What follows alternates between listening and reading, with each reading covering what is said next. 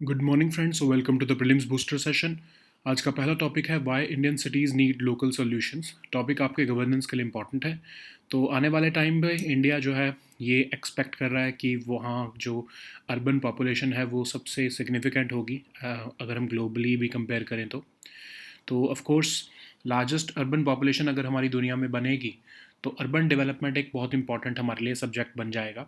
Urban development अभी एक state subject है इंडिया के कॉन्स्टिट्यूशन में, और सेंट्रल गवर्नमेंट लेकिन फिर भी एक स्ट्रॉन्ग रोल प्ले करती है अर्बन पॉलिसी को शेप करने में थ्रू सेंट्रली स्पॉन्सर्ड स्कीम्स, जैसे आपकी प्रधानमंत्री आवास योजना है, स्वच्छ भारत मिशन है, अमृत मिशन है।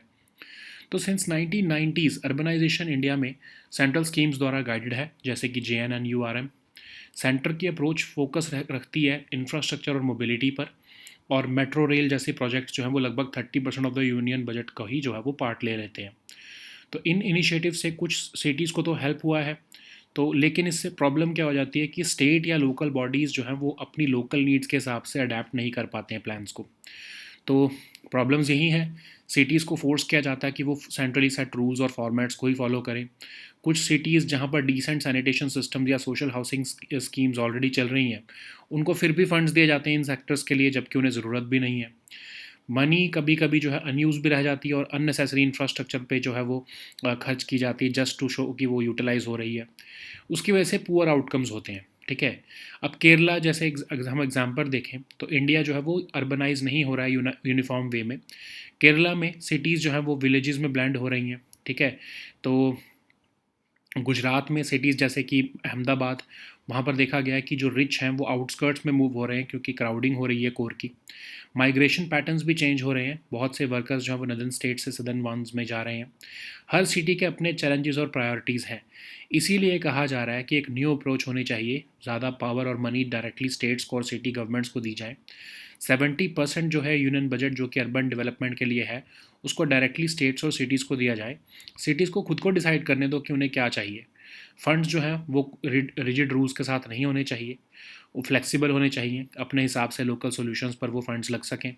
कमीशंस जैसे कि 15th फाइनेंस कमीशन है, उसमें जो है प्रॉपर्टी टैक्सेस को जो है फंड्स के थ्रू जो है फंड्स जनरेट करने का ऑप्शन देना चाहिए। ठीक है, तो ऑफ कोर्स सिग्निफिकेंस क्या रहेगी इससे, नेशनल इंस्टीट्यूशंस जो है वो एवरीडे सिटी इश्यूज से जो है वो दूर रहते हैं, तो ऑफ कोर्स उनको ज़्यादा पता नहीं होता है लोकल सॉल्यूशंस के बारे में। सिटी गवर्नमेंट ज़्यादा क्लोज रहती हैं लोगों के, तो वो ऑफ कोर्स फास्टर जो है प्रॉब्लम्स को एड्रेस कर सकती हैं। लोकल पार्टिसिपेशन से पब्लिक ट्रस्ट भी बिल्ड होगा और अकाउंटेबिलिटी भी आएगी। ओके, नेक्स्ट हम टॉपिक देखते हैं इक्वलाइजेशन लिवाई। टॉपिक इकोनॉमी के लिए इंपॉर्टेंट है। गवर्नमेंट ने रिसेंटली प्रपोज किया है कि 6% का जो इक्वलाइजेशन लिवाई ऑनलाइन एडवर्टीजमेंट्स पर लगता है, उसको 59 अमेंडमेंट जो प्रपोज की गई है फाइनेंस बिल में, उसमें उसको रिमूव कर दिया जाएगा। तो ऑफ कोर्स कहा जा रहा है कि इंटरनेशनल प्रेशर है यूएस से, ऑफ कोर्स इसलिए इसको हटाया जा रहा है। तो इक्वलाइजेशन लिवाई एक डायरेक्ट टैक्स है जो ऑनलाइन ट्रांजैक्शंस पर नॉन रेजिडेंट्स के ऊपर लगाया जाता है, या फिर जो है नॉन रेजिडेंट्स अगर रिसीव करते हैं कुछ स्पेसिफिक सर्विसेज, उनके ऊपर लगाया जाता है। ये tax income tax of India का पार्ट नहीं है, बल्कि फाइनेंस एक्ट 2016 के अंदर इंट्रोड्यूस किया गया था इसको ऑनलाइन एडवर्टीजमेंट्स पर, या फिर डिजिटल स्पेस जो डिजिटल एडवर्टाइजिंग स्पेस देने पर जो है, या कोई भी सर्विस जो सेंट्रल गवर्नमेंट अपने बिहाफ पर नोटिफाई करे, उस पर इसे इक्वलाइजेशन लिवाई लगाया जाता था। इसे गूगल टैक्स भी एक तरह से कहा गया। तो इंडिया ने जो 2% का इक्वलाइजेशन लिवाई जो ई कॉमर्स ट्रांजेक्शन्स पर लगाने को कहा था 2024 में, उसको रिमूव कर दिया था। अब यूएस ने रेसिप्रोकल टैरिफ्स प्रॉमिस किए हैं या थ्रेटन किए हैं एक्चुअली, अगर डिजिटल टैक्स इंडिया नहीं हटाता है तो इससे जो है यूएस का कहना है कि जो ये इक्वलाइजेशन लिवाई है, इससे अमेरिकन टैक्स जायंट्स जो हैं वो डिस्प्रपोर्शनेटली इम्पैक्ट हो रहा है उनके ऊपर। यूएस ने कंसर्न शेयर किए हैं यूनिलैटरल टैक्सेशन पर, और कहा है कि इंटरनेशनल टैक्स कोऑपरेशन करना ज़रूरी है। तो अगर हम ये 6% रिमूव कर देते हैं तो इससे जो है फर्दर ट्रेड डिस्प्यूट्स जो यूएस से है उसको हम अवॉइड कर पाएंगे, और एक मोर अकोमोडेटिव स्टैंस हम दिखा पाएंगे। इक्वलाइजेशन लिवाई वैसे भी एक टेम्परेरी मेजर था जब तक ग्लोबल टैक्सेशन कंसेंसस नहीं रीच होता। इंडिया ने इंट्रोड्यूस किया था सिग्निफिकेंट इकोनॉमिक प्रेजेंस का भी कंसेप्ट, जिससे कि डोमेस्टिक लॉज में, जिससे कि फेयर टैक्सेशन हो सके फॉरेन कंपनीज़ की जो कि इंडिया में ऑपरेट कर रही हैं डिजिटली।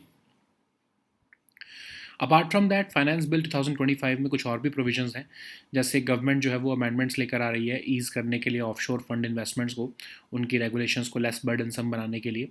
अमेंडमेंट्स रीडिफाइन कर रही हैं टैक्स असेसमेंट भी अनडिस्क्लोज्ड इनकम के लिए। टोटल इनकम जो टर्म है उसको रिप्लेस किया जा रहा है टोटल अनडिस्क्लोज्ड इनकम से। ये क्लैरिफिकेशन जो है एड्रेस करेगी concerns from tax payers also, ठीक है। तो अमेंडमेंट जो है वो ग्रांट कर रही है अथॉरिटीज़ को पावर कि वो एक इंडिविजुअल की टैक्स रिटर्न को विद प्रीवियस फाइलिंग जो है वो रिकनसाइल कर सके, ताकि इनकन्सिस्टेंसीज जो है वो फ्लैग हो सके और कंप्लायंस इम्प्रूव हो सके अमंग टैक्स पेयर्स, ठीक है।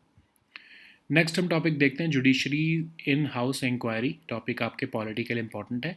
चीफ जस्टिस ऑफ इंडिया जो है उन्होंने इनिशिएट की है एक unprecedented 3 member in house inquiry Delhi high court जज जस्टिस यशवंत वर्मा के ऊपर जो एलिगेशंस लगे हैं, जो बंडल्स ऑफ कैश उनके घर पर मिला है एक फायर के बाद। तो रिमूवल ऑफ जज का प्रोसेस इंडिया में क्या होता है, आर्टिकल 124 में सुप्रीम कोर्ट के जज के रिमूवल प्रोसेस डिफाइन किया गया है। सिमिलरली आर्टिकल 218 में हाई कोर्ट के जजेस के जो है रिमूवल का प्रोसेस डिफाइन किया गया है। तो एक जज को सिर्फ प्रूव्ड मिसबिहेवियर या इनकैपेसिटी पर ही निकाला जा सकता है। तो एक इम्पीचमेंट मोशन लानी पड़ती है लोकसभा और राज्यसभा दोनों में, और कम से कम 2/3 of members present and voting जो है उसे अप्रूव करें, और कम से कम 50% ऑफ द टोटल मेंबरशिप जो है उनका फेवर में वोट हो, तो ही जो है मतलब स्पेशल मेजॉरिटी से ही जो है वो इम्पीच किया जा सकता है। उसके बाद जो है पार्लियामेंट जब अप्रूवल दे देता है तो प्रेसिडेंट जो है वो एक ऑर्डर इशू करके जज को रिमूव कर देते हैं। तो अब ये इन हाउस प्रोसीजर कैसे जो है वो इसका ओरिजिन कैसे हुआ है, तो एक इंटरनल मैकेनिज्म बनाया गया 1995 में, जब एक जज के ऊपर जो है वो फाइनेंशियल इम्प्रॉपरिटी के एलिगेशंस लगाए गए थे। सिमिलरली 2014 में भी जो है सेक्सुअल हरासमेंट की कंप्लेंट जो है एक मध्य प्रदेश जज के ऊपर हुई थी, तो भी ये इन हाउस प्रोसीजर जो है वो इन्वोक किया गया था। अब होता क्या है कि कंप्लेंट जो है वो सीजीआई को या हाई कोर्ट के चीफ जस्टिस को जो है या प्रेसिडेंट ऑफ इंडिया को कंप्लेंट दी जाती है। तो जो हाई कोर्ट के चीफ जस्टिस हैं या प्रेसिडेंट जो है वो कंप्लेंट को सीजीआई को फॉरवर्ड करते हैं। सीजीआई उसे डिसमिस भी कर सकते हैं उस कंप्लेंट को, अगर उन्हें लगता है कि ये सीरियस नहीं है तो सीजीआई या फिर रिपोर्ट भी मांग सकते हैं हाई कोर्ट के चीफ जस्टिस से। अब हाई कोर्ट के जो चीफ जस्टिस हैं वो एक डीपर प्रोब की भी रिकमेंडेशन दे सकते हैं, और सीजीआई रिव्यू करते हैं उस रिपोर्ट को और जज के स्टेटमेंट को भी। सीजीआई फिर 3 मेंबर कमेटी बनाते हैं, और कमेटी एक नेचुरल जस्टिस के प्रिंसिपल्स को फॉलो करती है। कमेटी जो है रिपोर्ट सबमिट करती है सीजीआई को, और अगर कंडक्ट ज़्यादा सीरियस नहीं है तो सीजीआई जो है एडवाइस करते हैं जज को और प्लेस करते हैं रिपोर्ट को ऑन रिकॉर्ड। अगर मिसकंडक्ट सीरियस होता है तो सीजीआई जज को कहते हैं कि आप रिज़ाइन कर दो या रिटायर हो जाओ, और अगर जज रिफ्यूज़ कर देते हैं तो सीजीआई जो है वो हाई कोर्ट के जज को कहते हैं, हाई कोर्ट के चीफ जस्टिस को कहते हैं कि इनको इस पर्टिकुलर जज को जुडिशल वर्क देना बंद कर दो। अगर जज फिर भी रिज़ाइन नहीं करते हैं तो सीजीआई इन्फॉर्म करते हैं प्रेसिडेंट और पीएम को और कहते हैं कि रिमूवल प्रोसीडिंग शुरू कर दी जाए। अब जैसे जो जस्टिस यशवंत वर्मा का केस है, उसमें जो सीजीआई है उन्होंने ऑलरेडी दिल्ली हाई कोर्ट के जो चीफ जस्टिस हैं उन्हें कहा है कि अब जुडिशल वर्क देना बंद कर दिया जाए ये यशवंत वर्मा जी को। ओके, नेक्स्ट हम टॉपिक देखते हैं ब्लैक सी। टॉपिक इन्वायरमेंट और इंटरनेशनल रिलेशंस दोनों के लिए इंपॉर्टेंट है। यूएस रशिया के जो टॉक्स हुए हैं सऊदी अरेबिया में यूक्रेन वॉर पर, तो एक ब्लैक सी सीज़ फायर भी साइन हुआ है। तो ब्लैक सी मैरीटाइम सीज़ फायर जो है ये साइन होने के लिए ये टॉक्स किए गए थे। तो ब्लैक सी हम देखते हैं क्या है, एक लार्ज इनलैंड सी है, south eastern extremity of Europe में लोकेटेड है। One of the marginal seas है ये अटलांटिक ओशन का। लगभग 4,36,000 स्क्वायर किलोमीटर्स का एरिया को ये कवर करता है। क्राइमियन पेनिनसुला जो है वो ब्लैक सी में एक्सटेंड होता है फ्रॉम द नॉर्थ।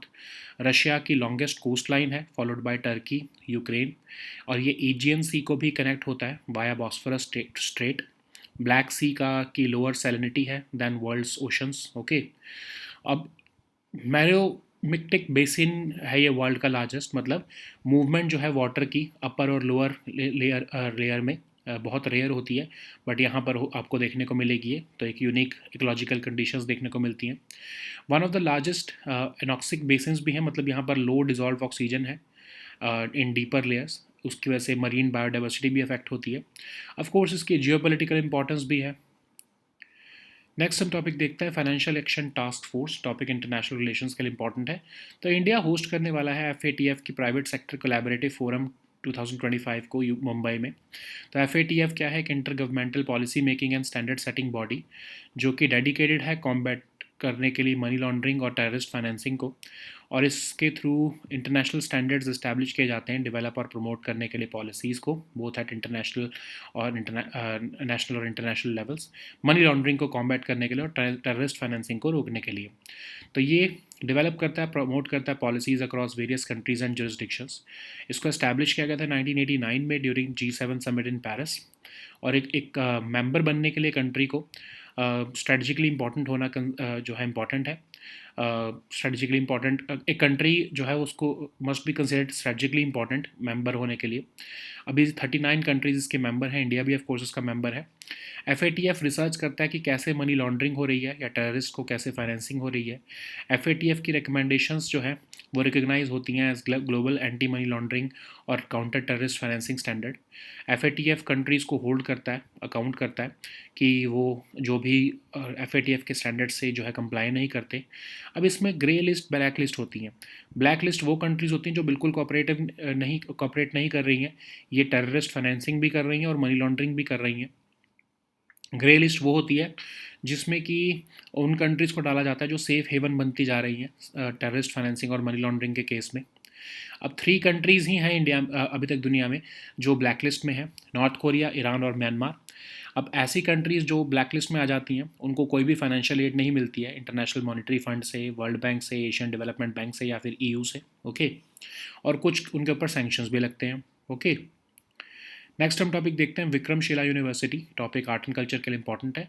तो नालंदा यूनिवर्सिटी जब बनी है राजगीर में, उसके बाद दोबारा अब एक प्लान है कि विक्रमशिला यूनिवर्सिटी को भी जो है वो रिवाइव किया जाए। तो आर्कियोलॉजिकल सर्वे ऑफ इंडिया ने डेवलप की है जो एंशंट साइट जो है वो विक्रमशिला की डेवलप कर रहे हैं। बिहार गवर्नमेंट ने आइडेंटिफाई की थी ये भागलपुर में, और सेंट्रल गवर्नमेंट ने इसको 2015 में इसको अप्रूव किया था, इस प्रोजेक्ट को 500 करोड़ के बजट के साथ। लोकेशन वही भागलपुर में रहेगी, गंगा रिवर के पास। और इसको किंग धर्मपाल जो पाल डायनेस्टी के थे, तो उन्होंने late 8th too early 9th century में इसको बनाया था। एक लीडिंग हब बन चुका था ये तांत्रिक बुद्धिज़्म और वज्रयान बुद्धिज़्म के लिए। स्पेशलाइज होता था ये तांत्रिक और ऑकल्ट स्टडीज़ के लिए। ड्यूरिंग किंग धर्मपालाज रेन विक्रमशिला का इन्फ्लुएंस नालंदा के अफेयर पर बढ़ता रहा। लगभग 1000 स्टूडेंट्स और 100 टीचर्स थे यहाँ पर।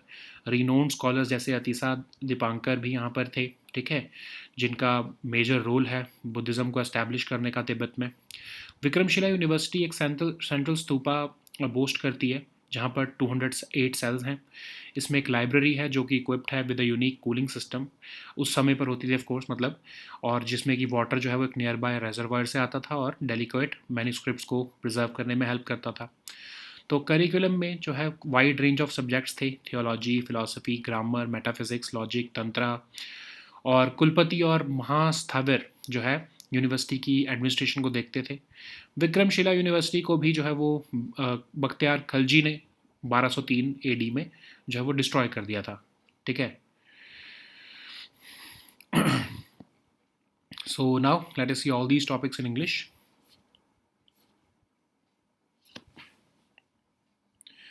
So the first topic is why Indian cities need local solutions.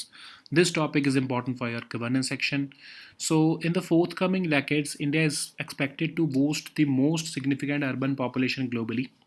So India is going through rapid urbanization, and in the coming decades, it is expected to have the largest urban population in the world.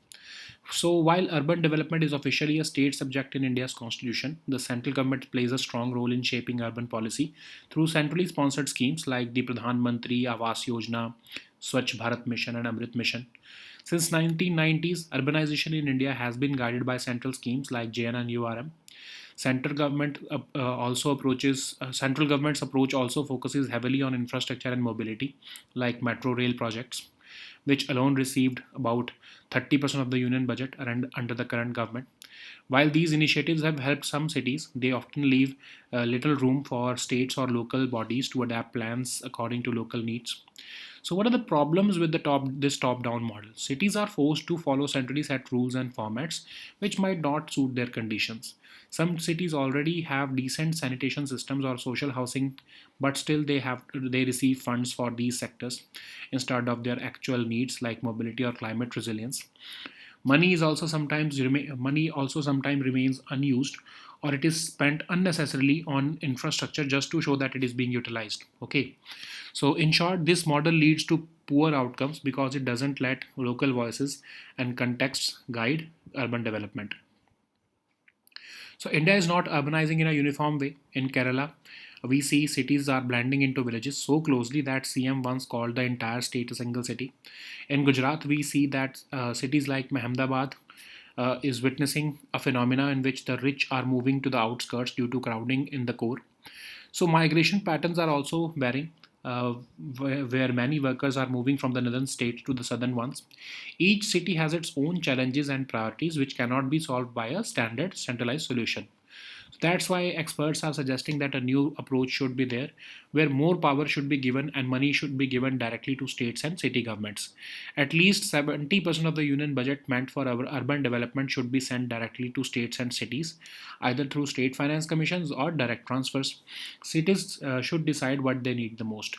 Funds should not come with rigid rules, but should allow for flexibility for innovative local solutions also. Commissions like the 15th Finance Commission have also added conditions like increasing property taxes to get funds. This approach reduces local control. Urban development should be localized because national institutions are often too far removed from everyday city issues. City governments are also closer to people and they can respond faster to problems. Local participation also builds public trust and accountability, which is crucial for smooth governance. Okay. So the next topic is equalization levy. This topic is important for your economy section. So the government has recently proposed the abolition of 6% equalization levy on online advertisements as part of the 59 amendments to the Finance Bill 2025. This move is seen as a response to international pressure, particularly from the US. So what is equalization levy? It is a direct tax levied on online transactions made to non-resident or consideration received by a non-resident for specific services. This tax is not part of the Income Tax Act of India, but it was introduced by the Finance Act 2016. So, what are the specified services on which EL is levied? Online advertisement, providing digital advertising space or any other facility for the purpose of online advertisement, any other services which are notified by the central government on this behalf. Okay, so India already had removed 2% EL on e-commerce transactions, which were proposed in 2020, but of course in 2024 it was removed. So this now move is being seen as uh, pressure or trade tariff pressure from the US, who has threatened reciprocal tariffs from April 2025 if the digital tax was not abolished. So US was accusing India that this EL is disproportionately impacting in American tech companies. US is also concerned about unilateral taxation and fostering international tax cooperation. So this removal of 6% EL is an attempt to avoid further trade disputes with the US and adopt a more accommodative stance. EL was supposed to be a temporary measure until a global taxation consensus was reached. India also introduced the concept of significant economic presence in domestic laws so as to ensure fair taxation of foreign companies operating digitally within India. So government has also proposed amendments to ease offshore fund investments, making regulations less burdensome. Amendments also there are also certain amendments which redefine tax assessment. The term total income has been replaced with total undisclosed income. Similarly, this clarification is addressing concerns from taxpayers regarding undue penalties on undeclared earnings. Amendments also grant tax authorities the power to reconcile an individual's tax return with their previous filings. This aim is to flag inconsistencies and improve compliance among taxpayers. Okay, so these are certain other amendments in Finance Bill 2025. So the next topic is judiciary's in-house inquiry. This topic is important for your polity section. So Chief Justice of India has initiated an unprecedented three-member in-house inquiry into Delhi High Court Judge Justice Yashwant Verma following allegations that bundles of cash were found at his residence, okay, after a fire. So what is this? Basically, this is the process for removal of a judge. So removal of a Supreme Court judge is mentioned in Article 124 of the Constitution. Article 218 extends the same provisions to High Court judges. A judge can only be removed on two grounds. First is the proved misbehavior, then the other is the incapacity. So impeachment process involves the Impeachment motion has to be brought in both Lok Sabha and Rajya Sabha. At least two-thirds of the members present and voting must approve it. The number of votes in favor must exceed 50% of the total membership of each house. If Parliament approves this motion, the President issues an order for the judge removal. And if Parliament is dissolved or its term ends, the impeachment motion also fails. Okay, so this in-house procedure emerged for the first time in 1995 after a financial impropriety allegations were made against a Bombay High Court Chief Justice. In 2014, a sexual harassment complaint by Madhya Pradesh judge led the Supreme Court to refine the in-house procedure. So, what happens in this in-house procedure? Complaints may be made to CGI or HCC Chief Justice or President of India. Then High Court Chief Justice or President forwards the complaints to CGI. CGI may dismiss this complaint if it is deemed not serious. CGI may seek a report from the High Court Chief Justice concerned, and if the High Court Chief Justice recommends a deeper probe, then CGI reviews the report and judge statement. Then a three-member committee is formed. Committee follows the natural justice principles. Committee submits the report to CGI, and if the misconduct is not serious, then the CGI may advise the judge and place the report on record. And if the misconduct is serious, then CGI may advise the judge to resign or retire.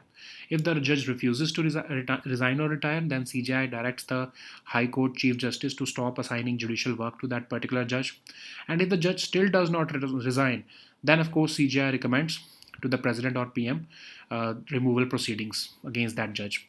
In the Justice Yashwant Verma's case, CGI Sanjeev Khanna has already directed Delhi High Court Chief Justice to stop assigning him judicial work. So the next topic is Black Sea. This topic is important for international relations and environment topic. US-Russia talks in Saudi Arabia on Ukraine war and Black Sea ceasefire has resulted in a Black Sea maritime ceasefire agreement. So Black Sea ceasefire agreement aims to restore free navigation for shipping in this area. What is Black Sea? It is a large inland sea situated at the southeastern extremity of Europe. It is one of the marginal seas of the Atlantic Ocean. It covers approximately 436,000 square kilometers. The Crimean Peninsula extends into the Black Sea from the north. Russia has the longest coastline, followed by Turkey and Ukraine. Black Sea connects to the Aegean Sea via the Bosphorus Strait, the Sea of Marmara, and the Dardanelles Strait. The Kerch Strait links it to the Sea of Azov. The Black Sea has lower salinity than the world's oceans due to isolation from the Mediterranean. Okay. So it is also the world's largest meromictic basin, which means that the movement of water between upper and lower layers is rare, leading to unique ecological conditions here. So it is also one of the largest anoxic basins, which means low dissolved oxygen in deeper layers, affecting marine biodiversity. So the next topic is Financial Action Task Force. This topic is important for international relations.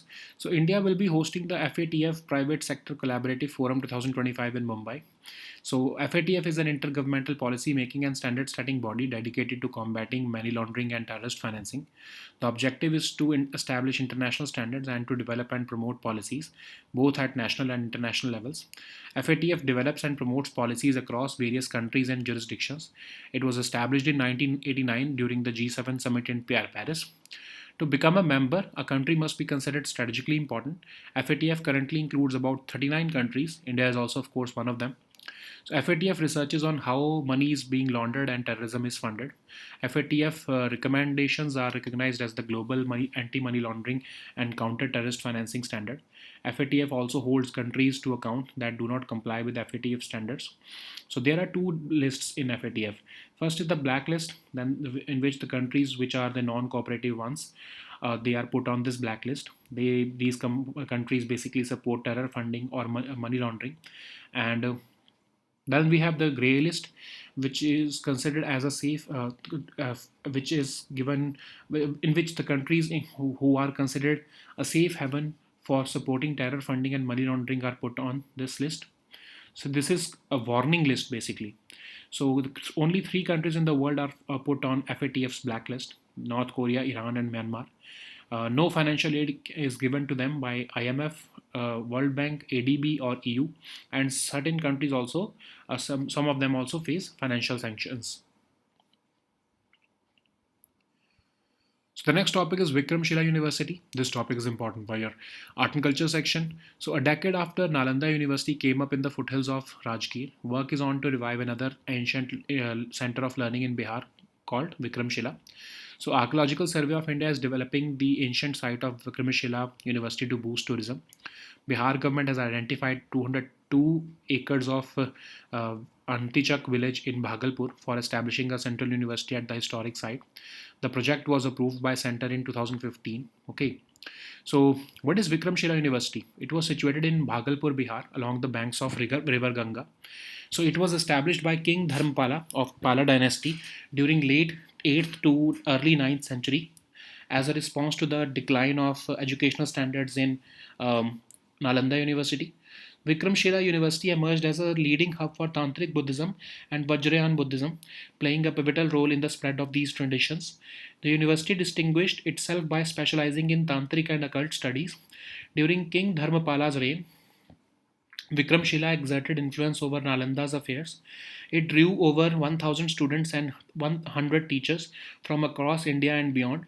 The institution produced renowned scholars like Atisa Dipankara, who significantly contributed to establishing of Buddhism in Tibet. Vikramshila University boasted a central stupa encircled by 208 cells, designed to house student monks engaged in study and meditation. It also included a library equipped with a unique cooling system, channeling water from a nearby reservoir to preserve delicate manuscripts. The curriculum encompassed a wide range of subjects like theology, philosophy, grammar, metaphysics, logic, and tantras, showcasing its academic diversity. The university's administration was also overseen by a Kulpati or Mahasthavir. Vikramshila University met its end when it was destroyed by Bakhtiar Khalji around 1203 AD. Okay, so these were our topics for today. We'll meet next time with new topics. Until then, goodbye and take care.